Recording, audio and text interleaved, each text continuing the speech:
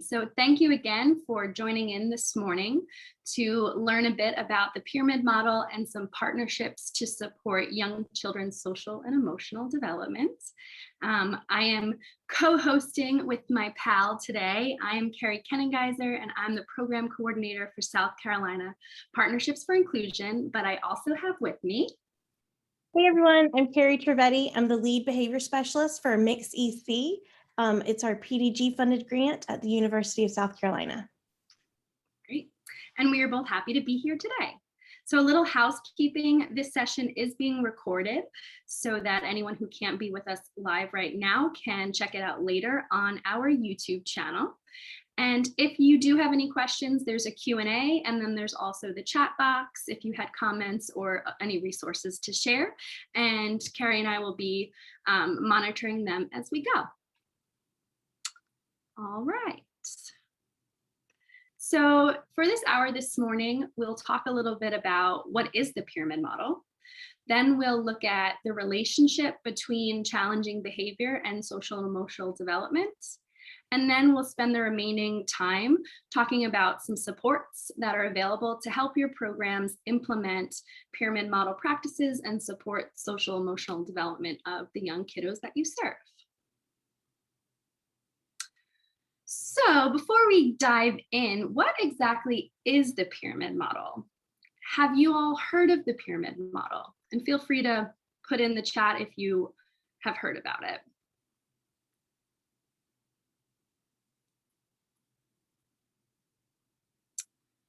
So I definitely would like to do a little bit of a temperature check just to see your experience with the model. So I'm going to launch a poll, and bear with me. If you'll just take a moment to complete that poll question, that'd be helpful.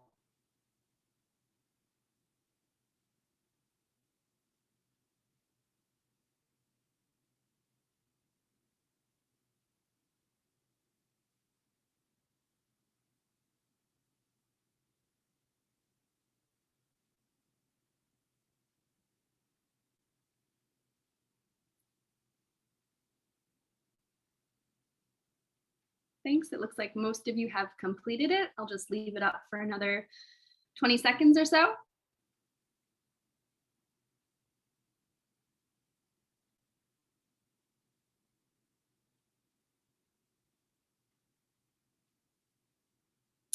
If you haven't noticed, we love to get everyone's feedback. All right. I'm going to close the poll momentarily. So if you were completing it, make sure you finish up.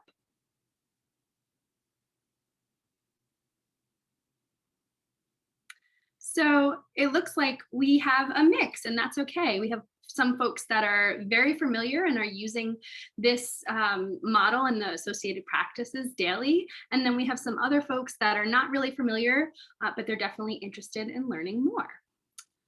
So I think everyone will learn something new today. So spoiler, this is not the pyramid model that we'll be talking about today. But it's the best pyramid ever. It is delicious. So guys, this is one of my favorite all-time quotes, and it comes from Tom Herner. And I'm just going to give you just a second to kind of look over it and read it, and then we'll talk about it in just a second. Some of you may have already seen it. But the big question is at the bottom. So why can't we finish that last sentence as easily as we can finish all of the other ones? If kids don't know how to do something, we always teach them. But for some reason, if kids don't know how to behave, we assume, but you should already know. And we just dive right into punishment. Not that all of us do, but we all just dive. That's usually where our heads go immediately. So if we kind of think back, shift our thinking a little bit and think about what if we intentionally teach all of our children what they need to succeed in society socially, things would change differently. And the pyramid model can absolutely do that for you. So next slide, Carrie.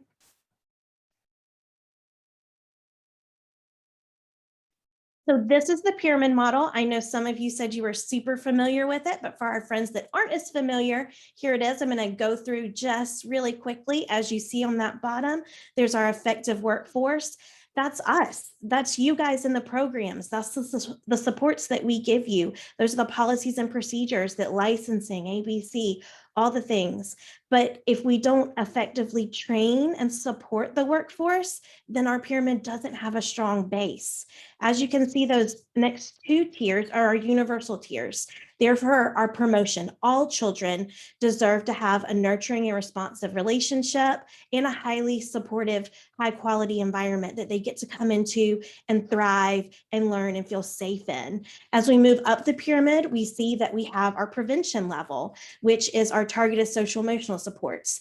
It does say that is for some children. All children benefit from really being taught those social emotional supports, making friends, how to share, how to take turns, problem solving, emotional literacy.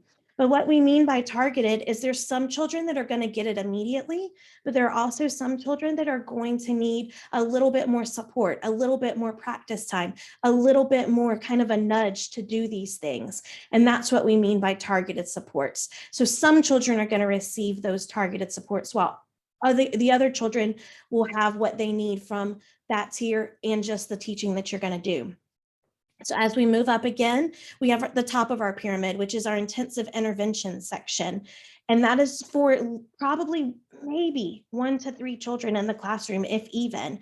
But that is where we're going to support children individually to work through any issues they may have with those targeted social emotional supports. We're going to have some individual behavior plans for them. We're going to have a team in place that's going to work together to make sure that child feels supported and make sure that family and the teachers feel supported as they work through this plan.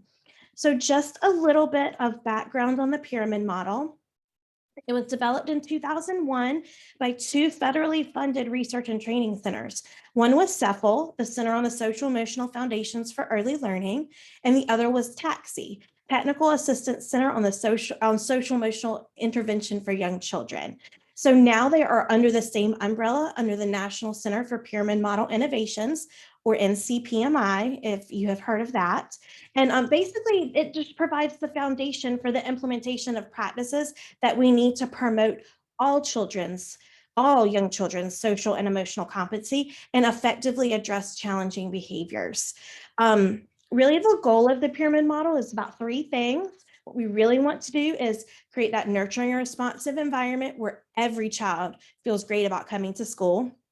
Designing supportive environments that promote child engagement, because we know when children are engaged, they're less likely to engage in challenging behavior, and focusing on teaching children what to do. A lot of times it's really easy to focus on what children are doing wrong and what we don't want them to do, but we like to shift the thinking and go into the positive and really focus on what we want children to do in the classroom, because if you know what to do, then you will do it.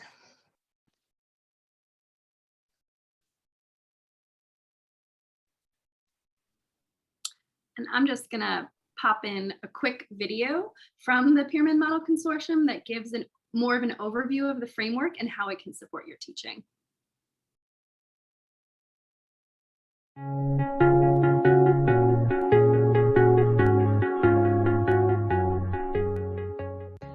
Many decades of research have demonstrated that a prevention approach to emotional and behavioral concerns can yield a lifetime of benefits.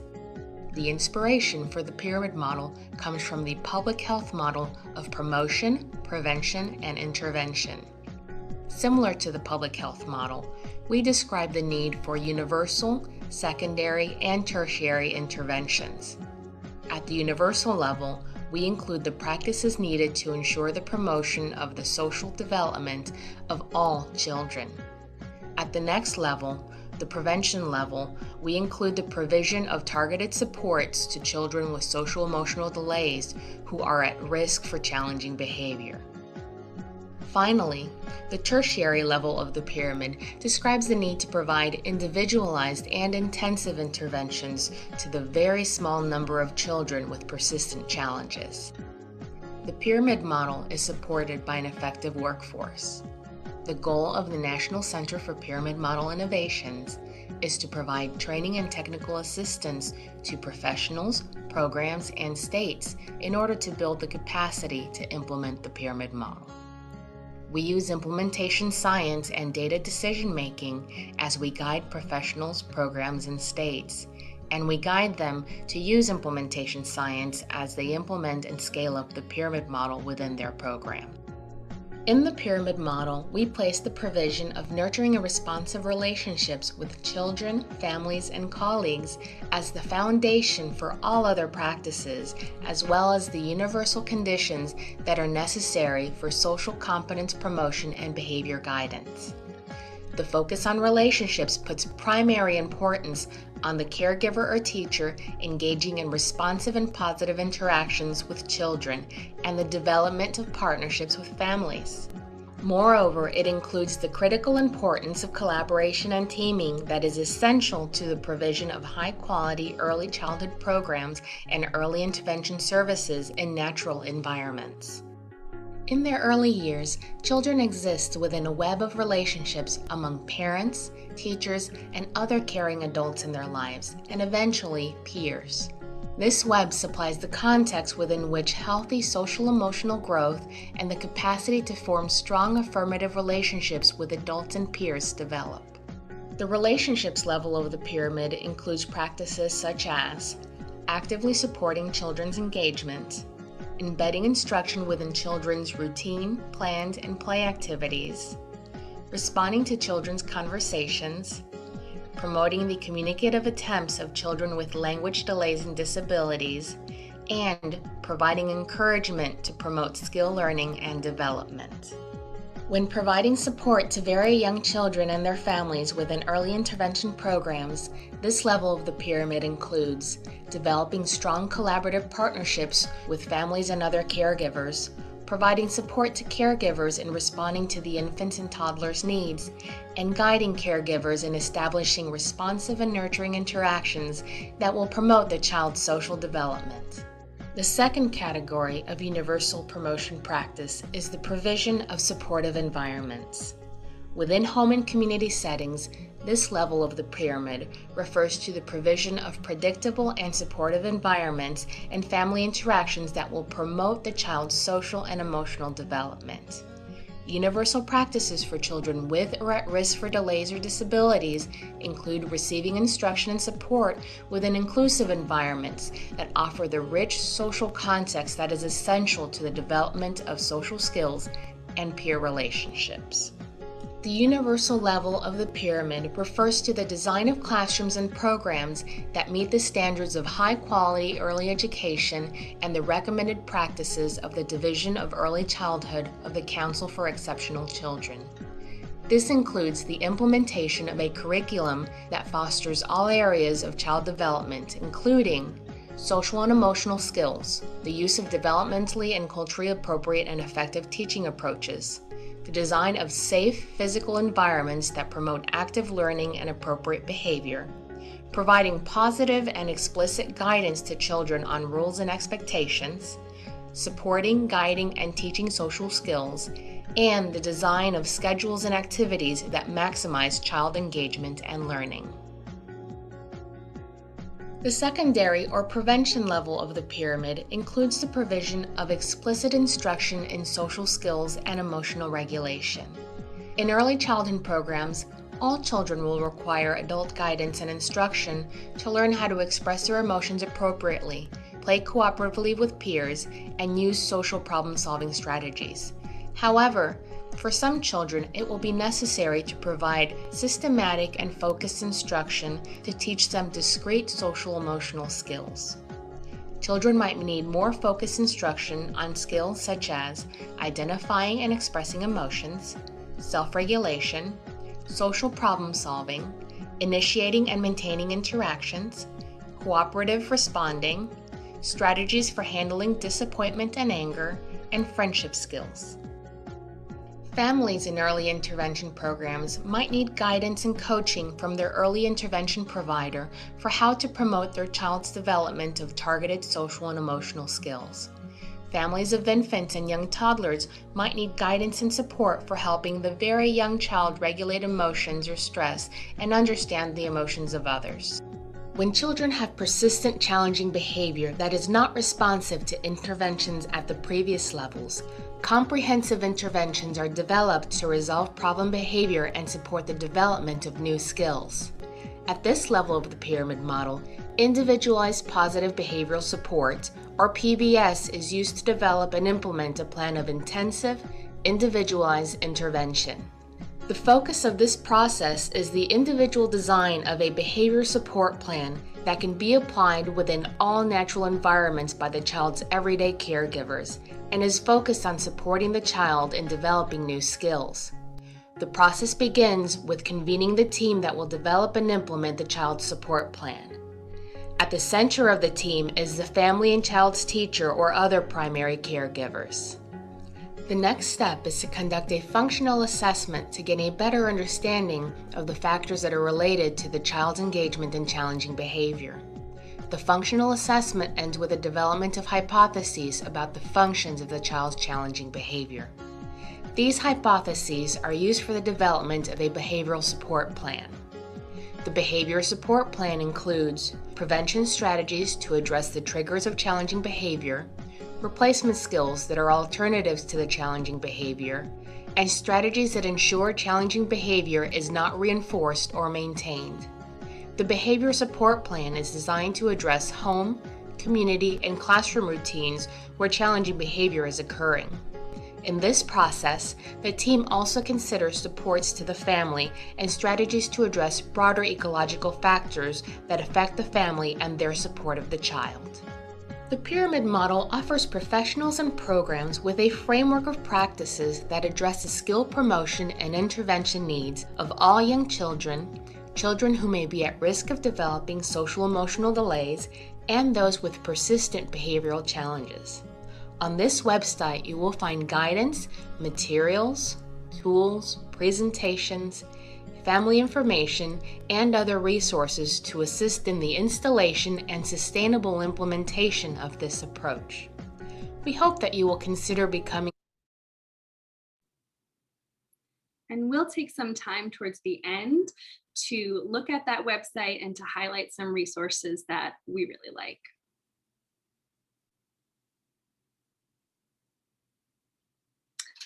So that sounds great, right? Why focus on social and emotional development? Why is this so important? What's your thinking? Feel free to share in the chat.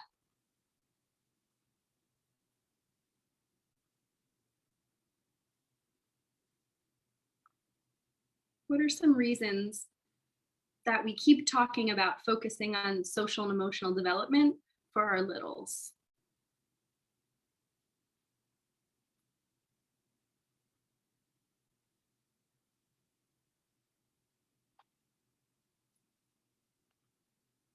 It's kind of a big question. So I see the chat is quiet, and that's okay. I'm sure you're reflecting on it right now. But asking this question really typically elicits lots of different responses because different people have different experiences and different values and beliefs and different understandings. So when we really think about it, social and emotional development not only impacts all other areas of growth and development, but it is the foundation for all other learning. So I'll say it again. Social and emotional development is the foundation for all other learning that we do as human beings. Social and emotional development is actually built into the architecture of a young child's brain in response to their individual experiences and the influences of the environments in which they live. There's heavy backing of science and research that continues to share that emotional well-being and social competence provide this strong foundation. And you'll see the graphic that I chose. It really is the strong foundation that we build on for emerging cognitive and motor and language abilities. So together, that social and emotional competence are really the bricks and the mortar that make up the foundation of human development. Social and emotional development is really, it sets the playing field for school readiness and for lifelong success. And again, there's lots of research that shows that kiddos who have healthy social and emotional skills tend to learn better. They're more likely to stay in school, and they will be better able to make and keep lifelong friends. I see there's some stuff in the chat that I missed. Yep, Carrie, I was going to mention that. So it looks like there were a lot of thoughts and they kind of went right along with what you were saying. Your data that you take shows the need for this, learning to get along with others, those expulsion rates that we're seeing in the preschool and pre-K populations, and just the fact that social emotional development has such a large impact on the ability to learn. Yeah, definitely. So thank you for that. And thank you everyone who put your thoughts in the chat. So again, there's been lots of national reports that have discussed the importance of social emotional development in children's readiness for success and in school. And these are just some of the key skills that are related to social emotional development that are needed for school, right? Kids need confidence. They need capacity to develop good relationships with peers and adults. They need to be able to concentrate and persist on tasks and tasks that they find challenging. The ability to effectively communicate their own emotions and also understand others' emotions, the ability to be able to listen to instructions and be attentive, and the ability to solve social problems, right? Every day we have a bunch of social problems that are thrown at us, and that happens for kids too. So you all work with kids, you all work in schools and early childhood programs. What happens when our youngsters don't have these skills? When I am not confident, when I don't know how to concentrate on something that's hard, when I don't have the ability to listen to instructions, when I can't solve my problems, when I don't know how to express my emotions or understand others' emotions, when I can't make a friend, then what do we see in our classrooms?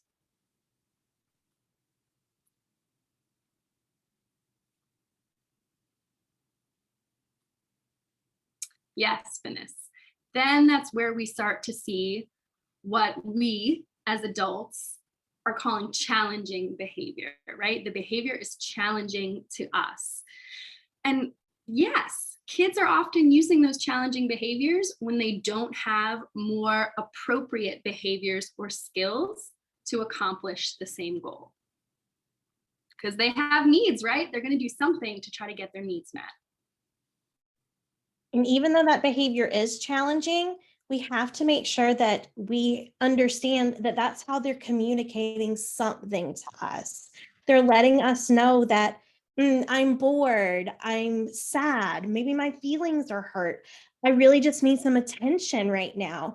And we don't always, even as adults, we don't always know the correct language to use when we want to communicate certain things. So think about a young child who doesn't have the language or the social skills they need. They're just going to do it in any way that gets them what they want.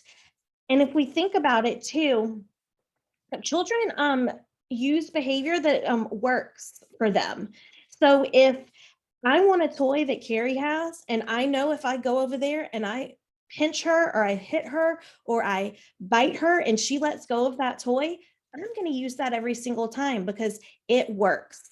So if it works, we're going to use it over time. And if we've used it for a really long time, it's going to be hard to break that habit. And it's going to take a little bit of time to get that replacement behavior in there for me to understand, oh, I can also just ask for the toy instead of doing this. So we have to be patient and we have to think through, if it worked for this long, it's going to take a little bit of time to unlearn that and to learn the new skill. And again, instead of focusing on that behavior, of course, we have to address the behavior. Don't think that we're saying, please don't address the behavior. You can address the behavior but while addressing it, you want to focus on what to do instead. So in that example that I just gave, if I was the teacher and I saw Sweet Carrie hitting Finnis to get a toy, I would go over and say, Carrie, you can use these words, because sometimes we use those behaviors because we don't have the words that we need. And when teachers and ourselves say things like use your words, if they don't have the words, they don't know what words to use. So again, we have to shift our thinking and make sure that our focus is on teaching children the new skills that they need to do and what to do, rather than focusing on the things that they're doing that is causing the challenging behavior. Thanks, Carrie. So now we're going to shift to talk about some supports that are available to help programs and educators really support youngsters' social emotional development and implement the program model. So one support is us, South Carolina Partnerships for Inclusion. And our mission is to increase inclusive opportunities and school readiness for preschool children with disabilities and who have IEPs to lead to more positive outcomes for children and families. So a little bit about us. We have been in South Carolina for almost 5 years now, and we use this cross-sector collaborative process to assist school districts in increasing inclusive opportunities and school readiness for the preschool children with disabilities that they serve. And in this time, we've worked with just over 40 districts, and those districts have really become a part of our community of practice and received free technical assistance to develop leadership teams, to look at their current early childhood programming and their current special education preschool programming, to create a plan and execute that plan to ensure that those preschool kids with disabilities have access to and are able to meaningfully participate in the general education curriculum alongside their peers without disabilities. So also exciting news, we're coming up on a new contract with the South Carolina Department of Education. So our program will continue to provide those necessary resources to support meaningful and lasting changes at the local level to expand inclusive opportunities for young kids with disabilities. And we'll also reinforce the Office of Special Education Services Early Childhood Framework and their SOTA, which is their system of tiered technical assistance frameworks. So you might be wondering, okay, but your South Carolina Partnerships for Inclusion, aren't we talking about the pyramid model? Yes. So the pyramid model and really that framework of intentionally supporting those pro-social behaviors and that social emotional development and good early childhood programming that supports inclusive opportunities for youngsters goes together. It's all best practice.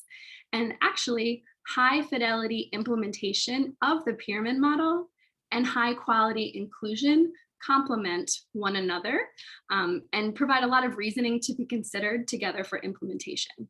So we're focusing on reduction in challenging behavior when we're using the pyramid model, right? We're thinking about serving our students in the general education setting and not including and removing kids because we're seeing challenging behaviors. The pyramid model really emphasizes the importance of peer-mediated social skills, which is also important when we're talking about early childhood inclusion. High quality inclusion is also supporting social emotional skill development, because if I'm a kiddo and maybe I have some challenges with my language and I'm a kiddo with a disability and I have an IEP, and just because this is the way maybe we've always done this, I get put into a PDD classroom and I'm segregated and separated from my typically developing peers, and the other 3 or 4-year-olds in my classroom all have some challenges with language. Well, then where are my peer models? How am I going to learn from my peers? So we really want to support those skill developments and that social emotional skill development by learning from each other. The pyramid model, as you've heard, is supportive of all kids. It's not just for general education students. It's not just for kids who are at risk or kids who have disability. It's for everybody. And the pyramid model is a multi-tiered systems approach that's grounded in implementation science. So it really goes together, and we're really excited about the pyramid model, if you can't tell.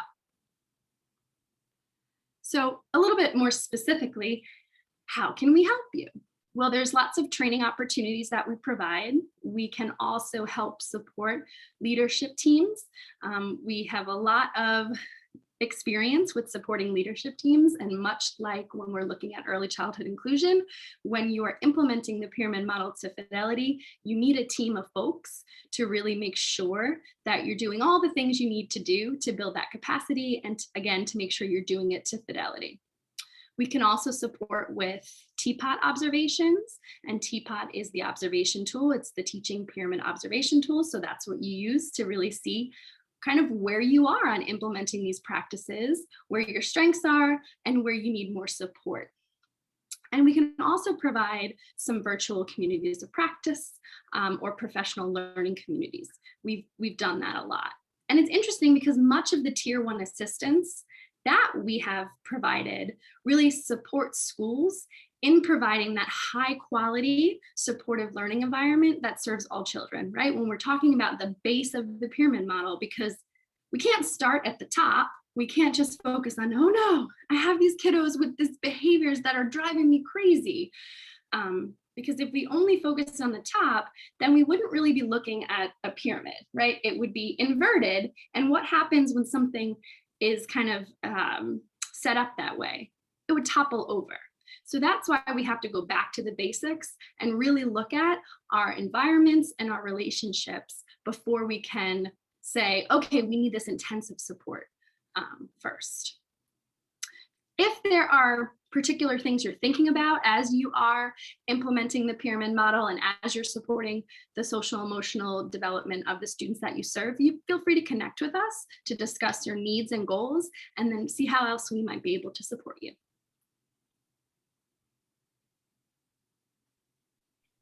So with MCPMI, I am the lead for all of the pyramid model initiatives that we have. We have several initiatives going on with MCPMI, but I am the lead for all of the pyramid model stuff. So one of our initiatives with pyramid model is program-wide implementation in childcare. So right now we are working with a couple of pilot sites. We're working with one in Lawrence County.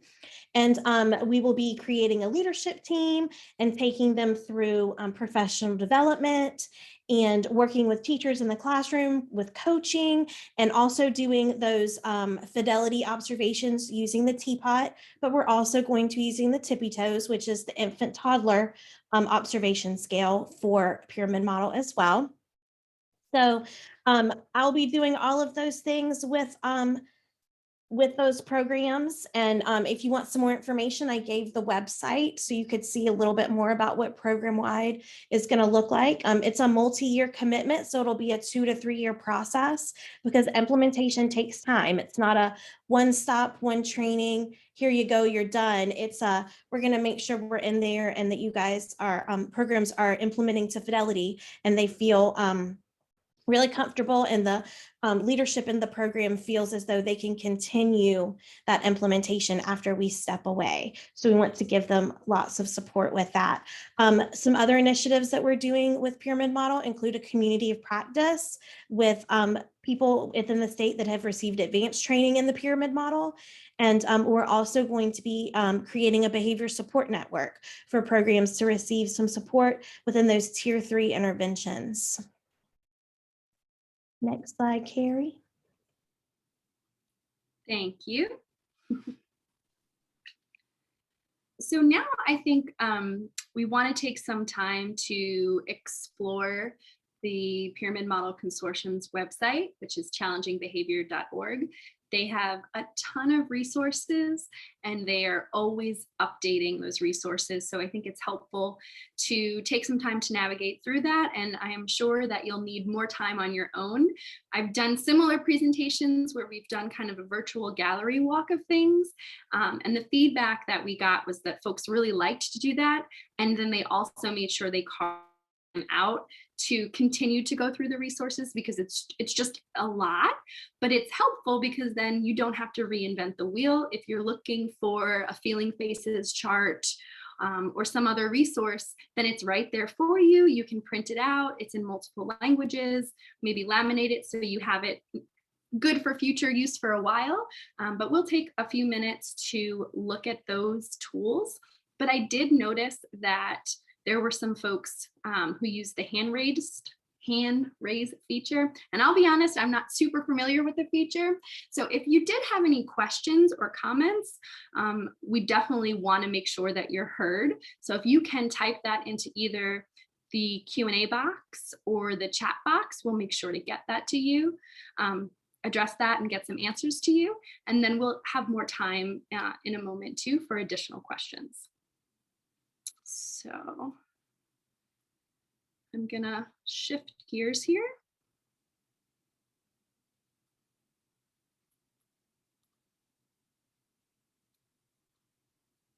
And you should still see my screen. This is when things always get a little wonky.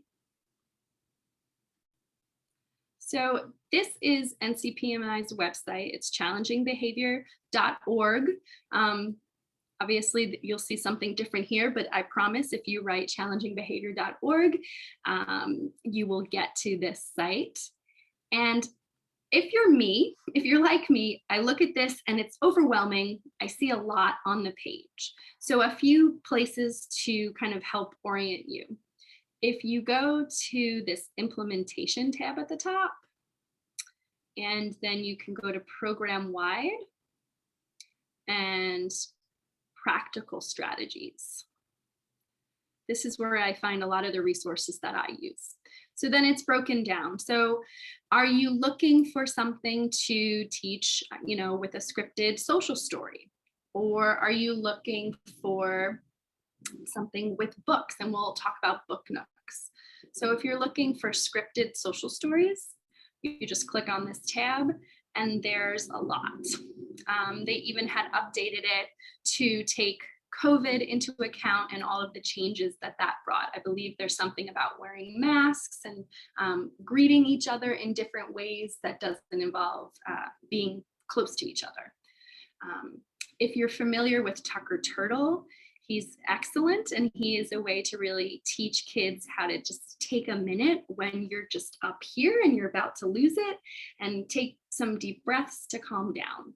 So again, yeah, go ahead. Just really quick, I wanted to add in, they also put an at-home component with these now. So there's Tucker Turtle at home, there's problem solving at home, so that we can have that consistent home to school communication. So was really excited when they added those components during COVID. Yeah, thank you. Yeah, please feel free to jump in when you, if you have anything else to add, Carrie, because I know there's just so many resources and they're all exciting. And I did put the link for where we're at on the website into the chat. So I'm going to try to keep up and put those links in there for you guys if you want to click on them. Great, thank you. And I do see that there's a question about getting the PowerPoint. Yeah, absolutely. I can share the PowerPoint with everyone afterwards. So, and if you'll see there, this is in Spanish, it's in Somali. So I know not every resource is in every language, but like I said, they are constantly updating this. So you're going to find new things weekly. Oh, see, there's the wearing masks. So book nooks are another one of my personal favorites. So there's a ton of resources that are in book form that we can use in the classroom or in the home to help teach young kids about emotions or social skills like sharing and turn taking. But this helps us not have to reinvent the wheel. So if we know we were gonna read Llama Llama, then we could go here. We could either open it, we could download it if we wanted and print it out. But this gives you a ton of ideas for teaching with the book. So, and specifically for teaching some social and emotional skills. And then usually there are some like extension activities, like you'll see here, they have art and dramatic play and music so that you can really create a unit. You could do this throughout the week to help kids get acclimated to the book and really pull out all of the themes and skills that you wanted to address. And I did put this in the chat, but I just wanted to make sure that we highlighted that all of this is free of charge.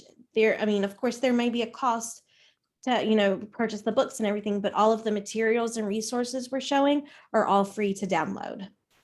Yes, thanks for pointing that out. So you can download as many of these as you want. So then if I'm back at practical strategies, and maybe I need some tools for working on building relationships. So it talks a lot, there's articles too. So if you're doing some staff development or something like that, and you need a resource to share with your providers, you might go here and look for some things. Lots and lots of resources. And then teaching social emotional skills is another really good one that has lots of visuals that you would use in the classroom. So again, the feeling faces charts, feeling wheels, different images for how you might do greetings. Again, some articles to help with staff development, or maybe even things when you're speaking to families, so you can give resources to families. There's expectations charts. How to get attention, because we all have that kiddo who is just like, hey, hey, hey, hey, hey, or might be poking or hitting to get attention. So there's just a lot in here. Carrie, will you actually click on the peer mediated strategies so we can show them that really quick? Yes. I love to highlight this one because not only is it just get attention, it's so many more. It's so much more about sharing and giving toys. But what I love about this is that it gives you steps to teach the kiddos. So if you're kind of struggling on how do I introduce this to a kid, or how do I kind of make sure I get all the things in that they need, it gives teachers very easy steps that they can kind of do with children. But it doesn't tell them how, like, here's the script, here's what you do. It just gives you a way to kind of talk to the kids and with fun visuals that the kids like. And I agree. I like that it's bite-sized, because yes, everybody's got a lot of things to do. So you don't have to reinvent the wheel. Boom, there it is. If I am giving compliments, here's 3 little things I can do to help support the child in that. And then they have nice posters that you can kind of put around the room, and it gives kids, some visuals to remember, oh, I can tap my friend and say their name. And these can be made into a book or anything that would be helpful for the kiddos in your programs. There's just a lot. Images on how you take a deep breath, because that's another thing. As we're teaching children to calm down, we might say, take a deep breath. But maybe I don't know what that looks like. I'm 3 or 4, and I might just do a little, or, if I'm upset, I might be annoyed that you're even asking me to take a deep breath, right? So this is really going to be something that you're going to practice before the kiddo is maybe all the way up here. So it's something that you're incorporating daily into the classroom routine. You're talking about it at circle and other times during the day. Remember how we smell the flower? And then we blow out the pinwheel. And I would even encourage to have those props in the classroom. So it just becomes kind of a part of your routine, so that then when there's a time when a kiddo is just really having some challenging behavior, they know they have this resource, and you can say, hey, remember, take a deep breath. Or why don't you go in the Tucker Turtle corner and talk to Tucker Turtle and go in your shell, so that it just really becomes, like I said, part of your classroom culture. And then all of the resources also have some really great information. It's not just the resource. They give you kind of a background and ways to teach this to children and some suggestions. So I like that there's even that support with just the materials that they provide on the pyramid model. I agree. So I'm going to scroll back up. Is there anything else, Carrie, that you think we should click on through here? Not through here, no. I think that's good. And guys, like Carrie said, there's so many things. And when you just have nothing to do, because, you know, we all just have all this free time, take some time and just click through the website and just look at all the things. It's got so many things. And like Carrie said, it can be overwhelming. So that's why we want to kind of chunk it for you today. Yes. So I will just highlight 2 other places that you might want to go. Up in the top right-hand corner, the resource library. So if you're just like, I don't have time to really look through all of this, you can go to the resource library, and then there's searchable fields to help you try to find what you're looking for. So maybe you know the resource type, right? Maybe you know that you're looking for a poster, and you know that you want it to be a poster about equity, right? Well, sorry, that was a bad choice because there's no examples, but you can go through and you can look and see what they have, or you can clear the fields and just search. Maybe you're like, I'm looking for that turtle thing. So I'm going to search turtle, and then it's going to pull up all of the Tucker turtle resources that they have available. So there's a ton of supports that way. And if you're looking for a particular language, if you want to see, what are all the resources that they have available in Spanish, boom, there you go. And you can go through and find things that way. I would also suggest to look at Pyramid Nation, because there's many states that are statewide implementers of the pyramid model, and they are looking at resources and adapting them to really meet the needs of the programs, families, and students that they serve. So you can go to community contributions and just see how they might have tweaked something. So all of these submissions have been reviewed by the team at NCPMI. It's not like they just threw any old thing up there, but they've really taken resources that the Pyramid Model Consortium has developed. And then, like I said, they've adapted them to fit their program's needs. And some of these might be helpful for you. So that's another resource. This is one of my favorites because I had seen the initial iterations of the family routine guide, which is really helpful for families, talking about just typical routines that you'll have with your young children, and that, you know, things might get a little wonky. And it gave lots of pointers for what you can do before, during, and after. But maybe giving that whole resource to your families is overwhelming, and it's not targeted, right? So if you know, Susie's mom has said that this is a concern for her and she's really struggling with this particular problem, right? Her child wants to play with her, but she's just really busy because she's working from home. She's got a lot going on. This might be a resource, because then it's just that snapshot. It's one page. It clearly gives what you can do before to prevent that behavior and what you can do during, when that behavior occurs. And again, these are free. So that is under the pyramid community contributions in Pyramid Nation. And then if you're on Facebook, that's honestly how I find out when they kind of have given Tucker Turtle and some of the other little characters in their resources a facelift and have updated things to make them a little bit more friendly. It's just from Facebook, because I follow their page on Facebook. And I think if you are somebody who's on Facebook, then that's a great way to just kind of see the resources that they're sharing, the webinars that they're offering. They have lots of great webinar series, and they usually house those recordings on the website as well. Any questions, anything that I might have missed that we should look at? Carrie, if you go back to implementation and go to family engagement, I think that is a great resource as well. Yes. There they are.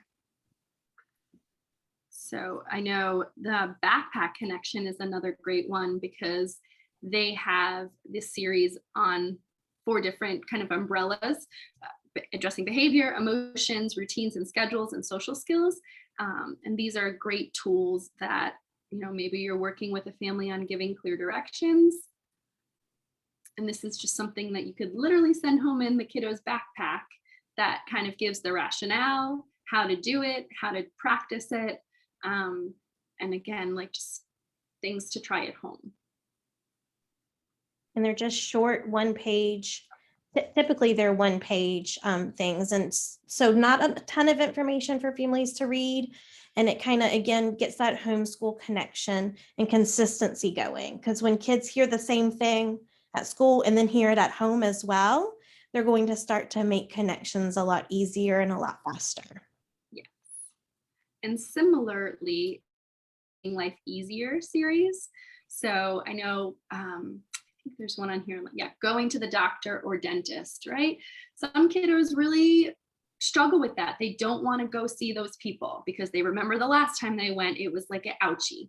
So this is something that's going to help support that family and just doing those things that are naturally going to have to happen, but then you're providing that support for the family and for the kiddos that you work with. And it helps with building those relationships with families. But not only that, but it lets families know, oh, I'm not the only one that goes through this. Because sometimes I know as a mama, I'm like, are my kids the only ones that do these things? And just to see these resources out there and to see other people like asking for these resources makes me as a parent be like, it's not just my kids. So it kind of helps build that community within the families of your programs as well. There's more scripted stories, and these would be kind of targeted to support families. Teaching social emotional skills. There's just so much. Like we keep saying, it would be so much time to go through all of these schedules and routines. So there's lots and lots on here for you. Any questions?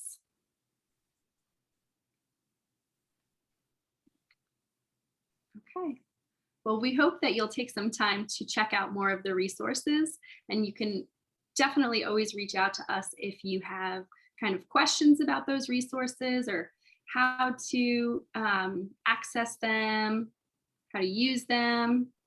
Just pulling my slides back up.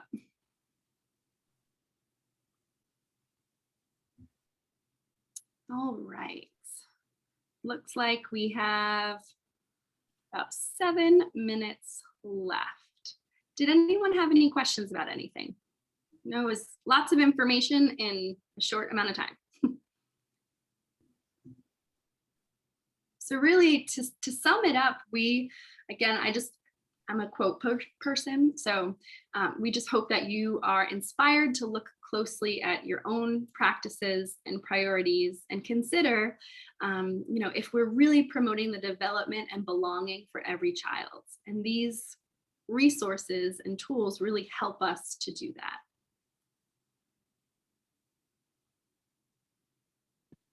Y'all feel free to chime in. If you have questions, just put that in the chat and we will get to you. But so you know how to contact us. Guys, here's my contact information.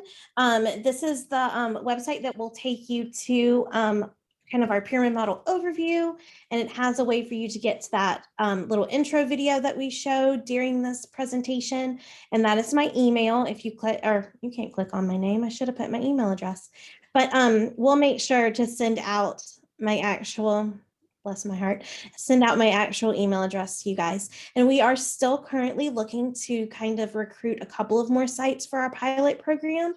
So if you guys, if your program may be interested and want to learn a little bit more about this, or if you know of some programs that you think would benefit and be interested in kind of participating with us, please feel free to let me know or send something through the website, and I'll make sure to get in touch with them.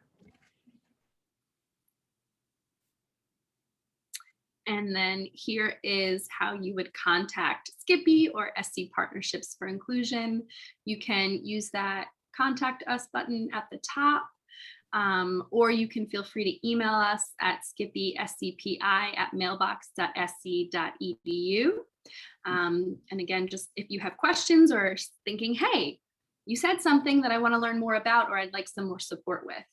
If you're not already subscribed to our newsletter, I would recommend that you do that, because we just give updates and alerts on training opportunities and resources that we have available, in addition to other things going on in the state that are usually free or very cost effective.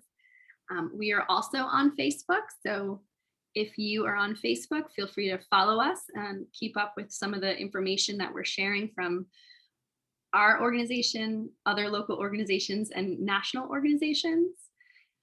We are on YouTube as well, so the recording of this training will go on YouTube. And if you are not very YouTube savvy, which I wasn't pre-COVID, I learned a lot, you can just go to our website to access our YouTube channel. And I'm about to pop up an evaluation. We really appreciate feedback, so if you could make sure to just take a minute to answer those 4 questions, we appreciate it. I think someone else just raised their hand. It might have been an accident, but if you do have questions, feel free to drop that in the chat so that we can make sure we get that answer. And yes, we will be emailing the PowerPoint out. So you guys will be able to receive the slides, as well as a resource that will help you kind of navigate through NCPMI as well. And just a quick side note, I threw my email in the chat box because I forgot I could just do that really easily. So my email address is in the chat box for those who may need it. Great, thanks. So I'm going to go ahead and launch that evaluation. You should see it on your screen. And again, if you just take a moment, we really appreciate it.